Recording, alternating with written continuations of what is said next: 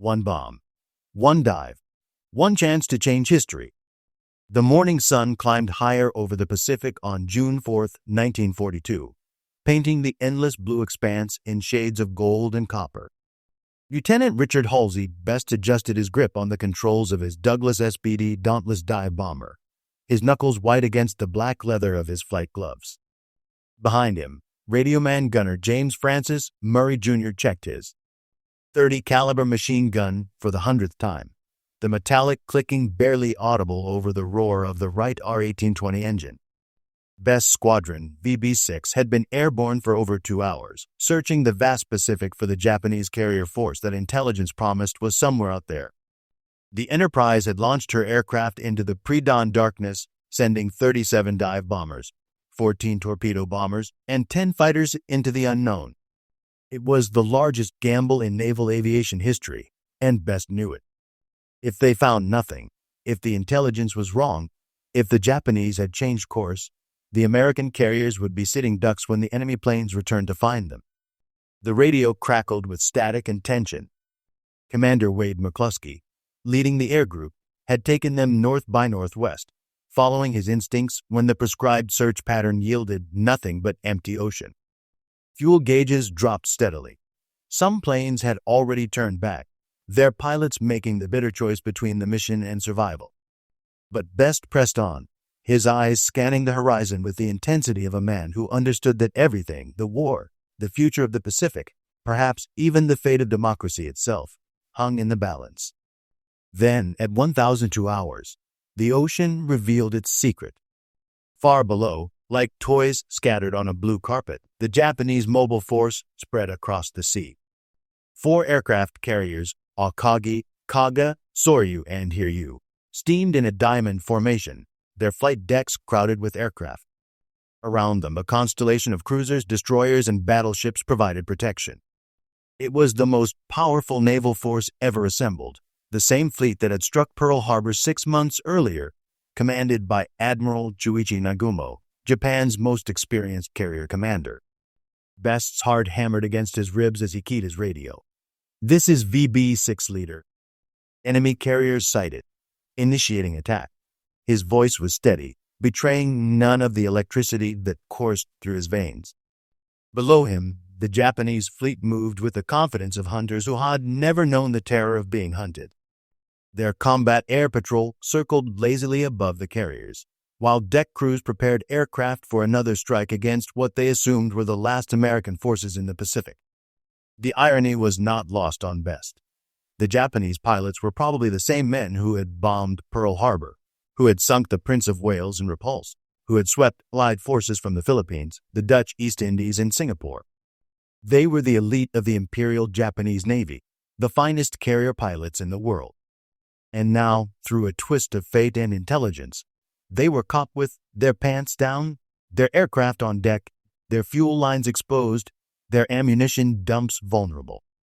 McCluskey's voice crackled over the radio, dividing the target among the squadrons. VB-6 would take the flagship Akagi. Best looked down at the massive carrier, her red rising sun painted boldly on her flight deck, her superstructure bristling with anti-aircraft guns. She was beautiful and deadly, a masterpiece of naval engineering that had terrorized the Pacific for 6 months. In a few minutes, she would be fighting for her life. The Japanese had spotted them now. The neat formations began to break apart as ships turned hard to starboard, their wakes carving white scars across the blue water. Anti-aircraft fire began to sparkle from the escort vessels, black puffs of smoke appearing like deadly flowers in the sky. The combat air patrol climbed frantically toward the American bombers, but they were too far away, too late. The element of surprise belonged to the Americans. Best raised his arm, the signal his squadron had been waiting for. 14 dive bombers rolled over into their attack runs, their yellow wings catching the sunlight as they plunged toward the enemy like avenging angels. The hunt was over. The kill was about to begin. The world tilted on its axis as Best rolled his SBD into a 70-degree dive, the horizon spinning away into irrelevance. The blue Pacific rushed toward him at 250 miles per hour, And suddenly, the vast ocean became a narrow circle of water centered on the flight deck of the Japanese carrier Akagi. Everything else, the escort ships, the other carriers, the war itself, faded into peripheral vision. There was only the target, the bomb, and the split-second timing that would determine whether this moment became triumph or tragedy. Behind him, Murray gripped his machine gun and watched the Japanese fighters clawing for altitude, their fixed-gear landing gear hanging down like the legs of angry wasps. Some were already firing, their machine guns sparkling with muzzle flashes, but they were too far away and climbing too steeply to be effective. The real danger came from below, where the Akagi's anti-aircraft guns were beginning to find their range. The carrier grew larger in Best's bomb sight, her details becoming sharp and deadly. He could see her crew running across the flight deck, could make out the aircraft spotted for launch, Zero fighters, Val dive bombers, Kate torpedo planes. Their fuel lines snaked across the deck like veins, and ordnance carts loaded with bombs and torpedoes clustered around the aircraft. It was a powder keg waiting for a spark. Flak began to bracket the diving SBDs, black bursts of shrapnel that rocked the aircraft and sent fragments whining through the air. Best felt his plane shudder as something punched through the fuselage, but the engine kept running, the controls still responded. He was committed now, past the point of no return. At this angle, at this speed, pulling out early would mean certain death against the water. There was only one way out, straight down through the anti-aircraft fire, through the wall of death that the Japanese were throwing up around their flagship. The Akagi's deck filled Best's entire field of vision. He could see the faces of Japanese sailors looking up at him, could make out the detail-soft aircraft engines, could even spot the red Hinomaru circles painted on the wings of the waiting fighters. The carrier was turning hard to port, her captain trying desperately to throw off the American aim. But Best had practiced this 1,000 times. He knew how to lead a turning target, how to calculate the precise moment when geometry and velocity would converge into devastation. 3,000 feet, 2,000. The anti-aircraft fire was so thick now that it seemed solid, a wall of black smoke and orange flame that no aircraft could possibly penetrate. Best's wingman, Lieutenant Edwin John Kroger, was hit and began to smoke, but he held his dive, refusing to break off even as his engine started to fail. To Best's left, Ensign Frederick Thomas Weaver's plane took a direct hit from a 5-inch shell and simply disintegrated, scattered across the sky in a shower of aluminum and flame. 1,000 feet. Best could see individual rivets on the carrier's deck, could make out the expressions on the faces of the Japanese sailors.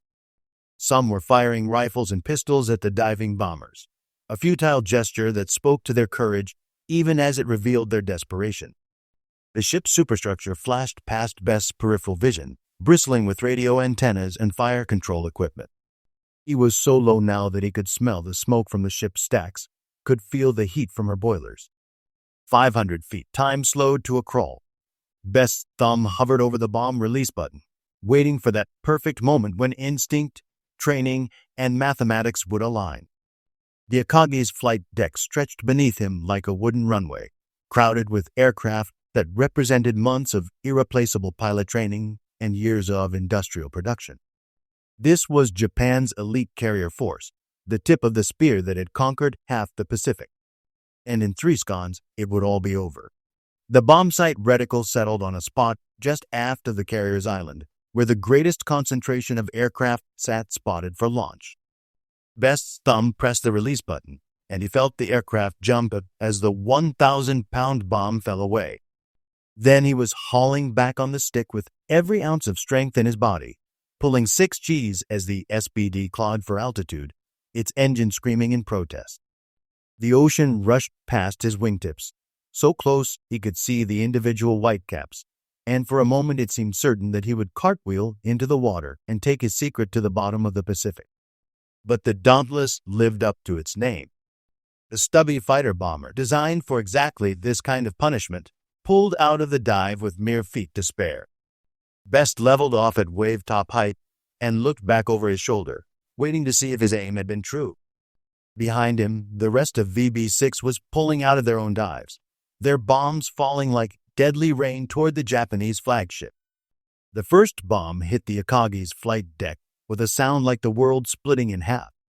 The explosion that followed Best's bomb was not just the detonation of 1,000 pounds of TNT and steel. It was the sound of an empire beginning to crack, the first note in a symphony of destruction that would echo across the Pacific for the next 3 years. The bomb punched through the Akagi's flight deck like a fist through paper, penetrating deep into the ship's vitals before exploding in the upper hangar deck among the armed and fueled aircraft waiting for launch. What happened next defied comprehension. The explosion triggered a chain reaction that turned the pride of the Japanese fleet into a floating aviation. Gasoline erupted in sheets of flame that reached toward the sky like the fingers of a dying god. Ammunition began to cook off in a deadly fireworks display, sending rockets and bullets careening across the hangar deck. Torpedoes, their warheads primed for combat, added their own contribution to the carnage, their explosions opening huge holes in the carrier's hull. From his position at wave-top height, Best watched in fascination and horror as the Akagi transformed from a ship into a volcano. Flames shot hundreds of feet into the air, carrying with them pieces of aircraft, chunks of deck plating, and the broken bodies of Japanese sailors. The carrier's superstructure disappeared behind a wall of black smoke that rolled across the water like a toxic thundercloud. But the Americans were not finished. Even as the Akagi burned, the other dive bomber squadrons were pressing home their attacks on the remaining carriers. Best could see VB-3 from the Yorktown diving on the Soryu, their bombs falling like silver tears in the morning sun. The Japanese carrier tried to evade, turning hard to starboard, but she was too slow, too late. The bombs walked across her flight deck in a perfect line, each explosion adding to the inferno that was consuming the heart of the Japanese fleet. The Kaga was next, her massive bulk making her an easy target for the dive bombers from the Enterprise.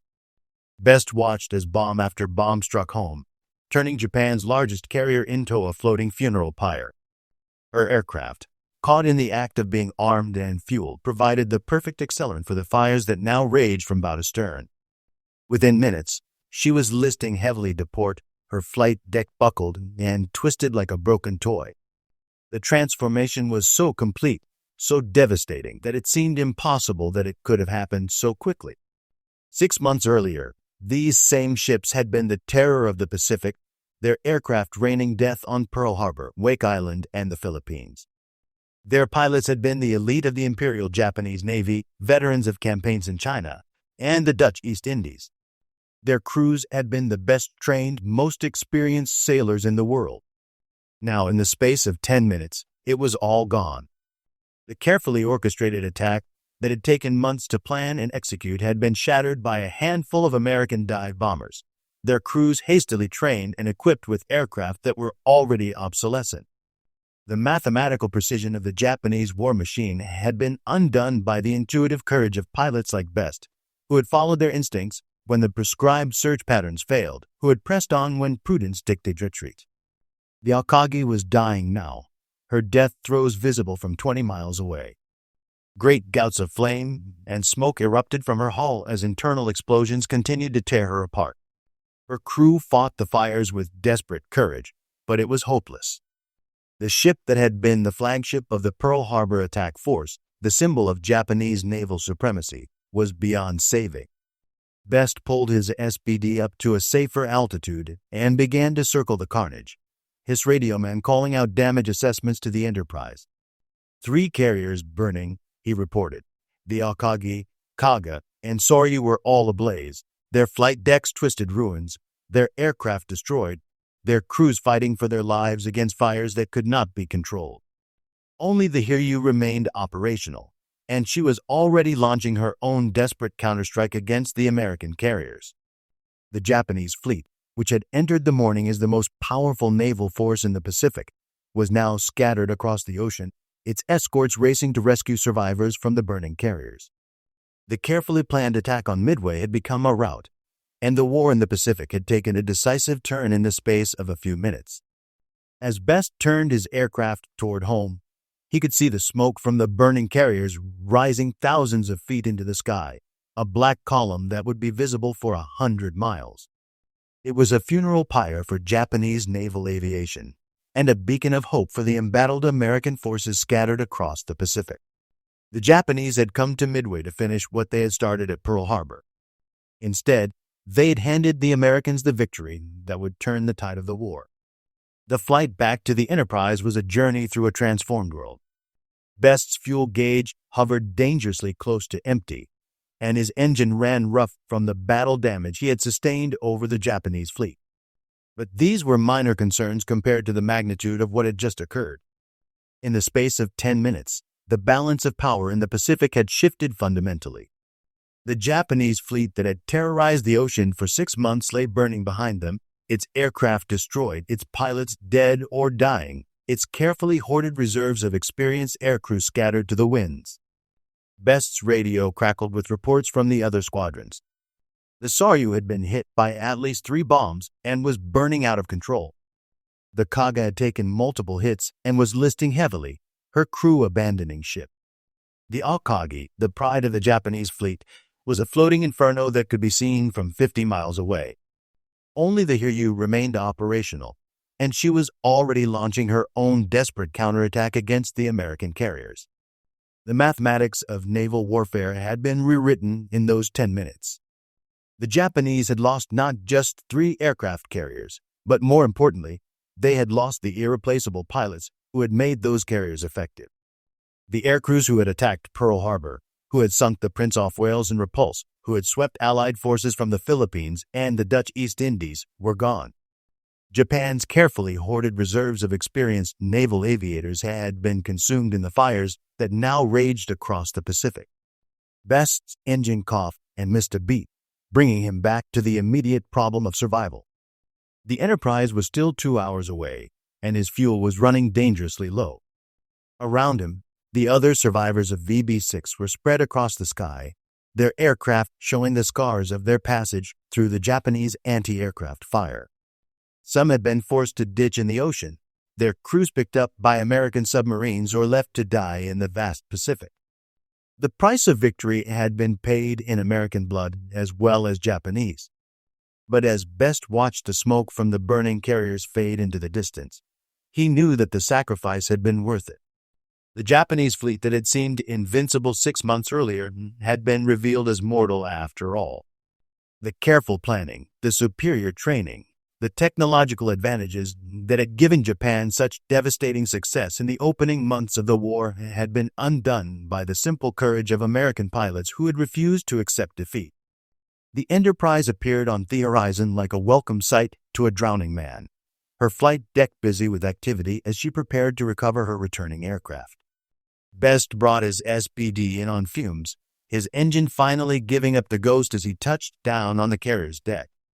As he climbed out of his cockpit, his legs shaking with exhaustion and adrenaline, he was greeted by the cheers of the deck crew who had listened to the radio reports of the attack. But there was no time for celebration. Even as the Enterprise recovered her aircraft, the Japanese were striking back. The Hiryu, the sole surviving carrier of the mobile force, had launched her own attack against the American fleet. The Yorktown, already damaged by earlier attacks, was hit again and left dead in the water. The battle was far from over, and the Japanese still had powerful surface forces that could turn the tide if they could close with the American carriers. Best found himself pressed into service for a second mission, this time against the Hiryu.